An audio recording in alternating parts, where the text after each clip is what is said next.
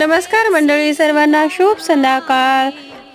सर्वांच्या गार्डनमध्ये फुलांचे झाडं असते, तर माझ्या गार्डनमध्ये कोराट्याच्या फुलाचे झाडं आहे आणि या झाडाला पुष्कळसे फुलं निघतात आणि हे फुलं कार्तिक महिन्यामध्ये पुष्कळ निघतात।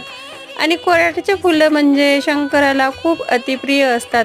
तर कोणी 108 वाहतात, तर कोणी 111 वाहतात, तर जास्त निघले तर कोणी लाखांना पण वाहतात आणि पुराटी पण वाहतात।